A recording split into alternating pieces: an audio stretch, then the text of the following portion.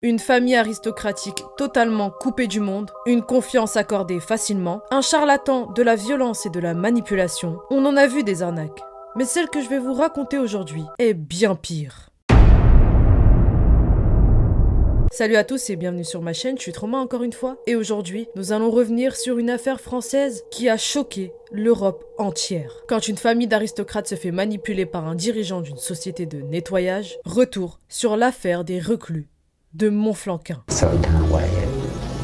Just so many different ways until couldn't keep track, you know.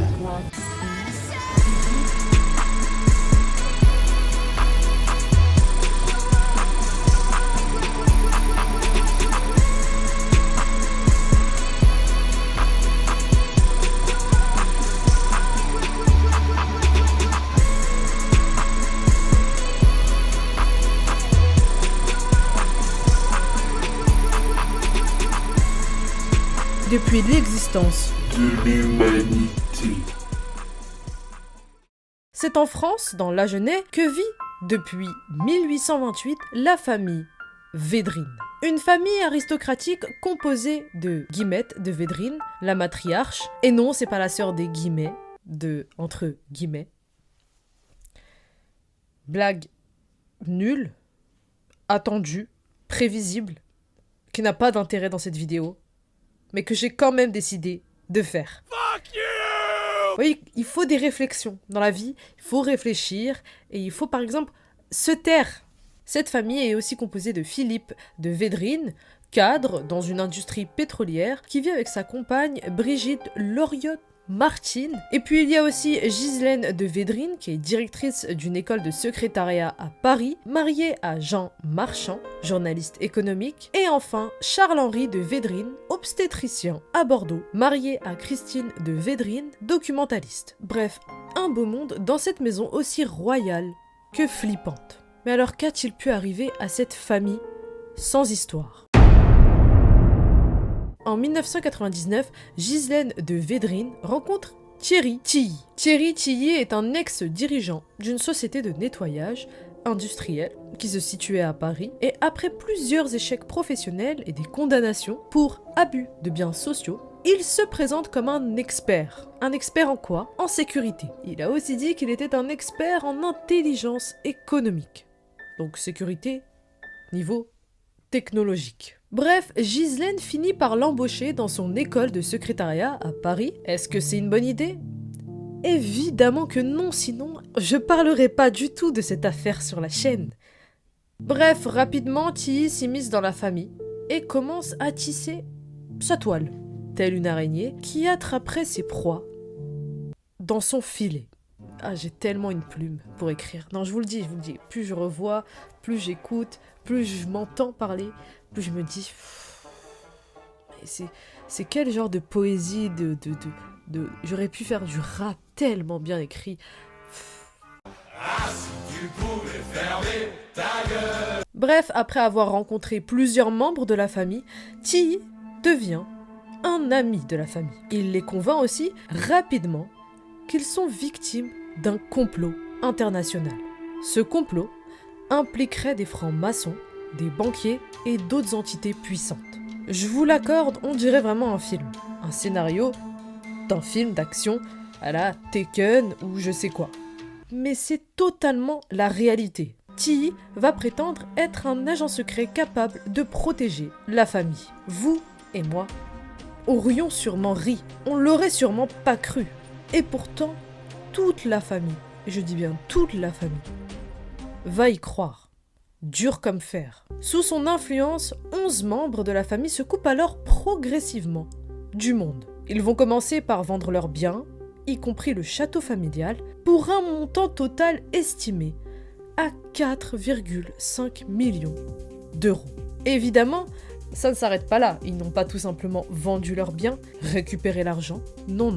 L'argent a été rapidement transféré à Thierry Tilly, l'agent secret censé protéger la famille. Et comment il les a convaincus ? Tout simplement en disant que c'était le prix à payer pour la protection qu'il leur apportait. Et avant de vendre le château, la famille se retranchait d'abord dans le château. Mais une fois qu'ils l'ont vendu, où se cachait-il ? Il faut trouver un autre endroit pour se sécuriser, pour se mettre à l'abri. La famille va se retrancher dans une autre propriété qu'ils détenaient, puis finalement à Oxford, en Angleterre. Donc oui, il y a eu un voyage, il y a eu un...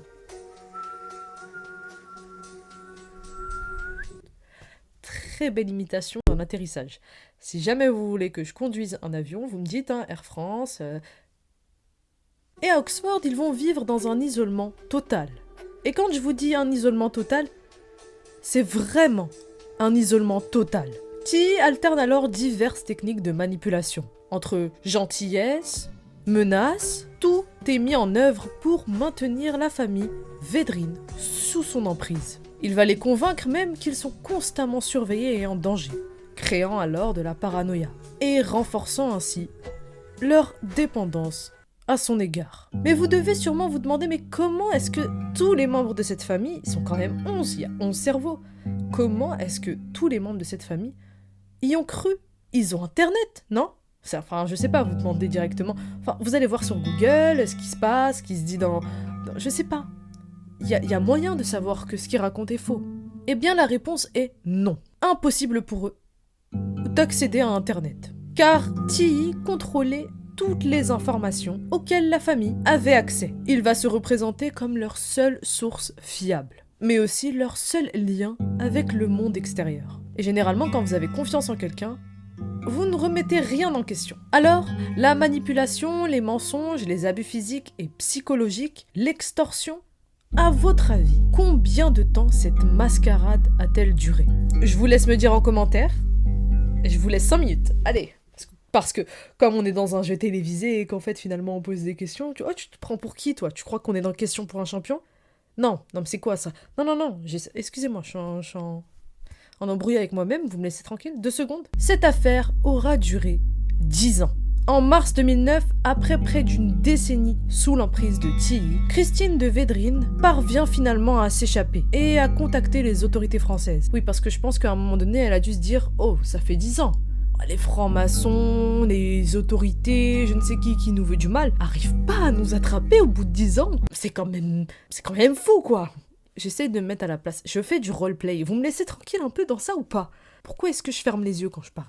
Avec l'aide d'un avocat, Christine porte plainte contre Ti. Et c'est 7 mois après, en octobre 2009, que Thierry Ti est arrêté en Suisse et extradé vers la France. Bref, le procès s'ouvre en septembre 2012 et en novembre, Ti est condamné à 8 ans de prison pour abus de faiblesse, séquestration et violence volontaire. Il est condamné à une peine de prison plus petite que la fausse prison qu'il a créée. Vous voyez ce que je veux dire ou pas? L'affaire, elle a duré 10 ans. Ils se sont isolés 10 ans. Donc c'est comme s'ils avaient été en prison 10 ans. Lui, il a pris 8 ans. Faites le calcul, soyez mathématicien, et bien c'est comme ça. J'avais rien à dire, vous l'avez senti que j'avais rien à dire après. Ça vous l'avez vu, il n'y avait pas de chute.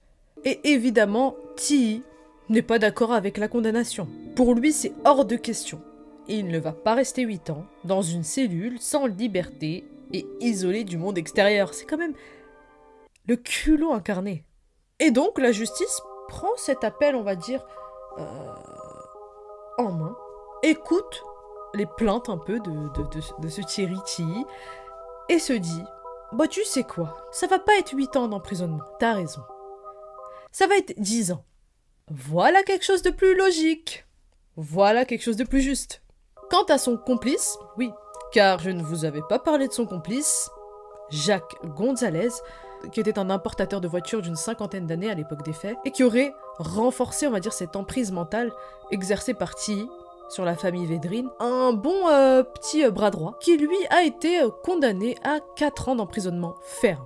Maintenant, réfléchissons ensemble. Si Ti a pris 10 ans en 2013, c'est qu'il a dû sortir en 2023. Eh bien oui, depuis sa condamnation, Thierry Ti a purgé sa peine et a été libéré. Aujourd'hui, il est resté discret et aucune récidive n'a été signalée à ce jour. Quant à la famille Védrine, elle tente de se reconstruire après cette expérience traumatisante et Christine de Védrine, qui a sauvé sa famille, a coécrit un livre intitulé « Nous n'étions pas armés » où elle raconte tout simplement en détail leur calvaire pendant ces 10 années d'isolement total. D'ailleurs, si l'affaire vous intéresse encore plus, il y a plusieurs séries, plusieurs films, qui reparlent de cette affaire, dont une intitulée Les Reclus, une famille sous emprise, qui a été diffusée sur Canal+.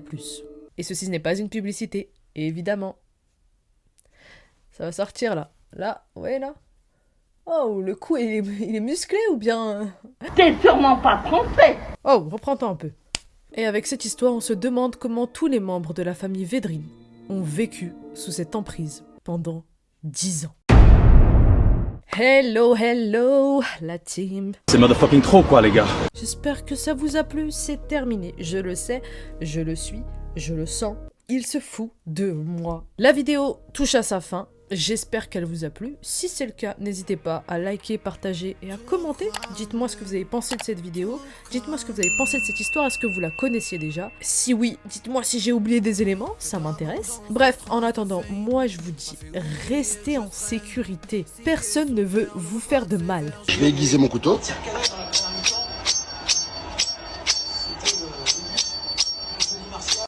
N'hésitez pas à me suivre sur tous mes réseaux sociaux en description et à me rejoindre sur Twitch parce qu'on va commencer à faire beaucoup de live et je vous le dis, l'objectif c'est qu'on discute, que nous nous entendions parce que j'ai l'impression qu'on est frictionnés. C'est faux, j'aime bien inventer des histoires entre nous. Bref, en attendant, moi je vous dis à plus in the middle of the bus. Donc vraiment que au milieu du bus, pas au fond, pas devant, on se met au milieu, sait-on jamais. Bye. Vista impermeable, حبيبي. Vista impermeable. Vista impermeable, حبيبي. عندها des pressions frontales. Vista impermeable. Les joies et même les drames. Ouais, tout crame, bébé. Tout crame, bébé.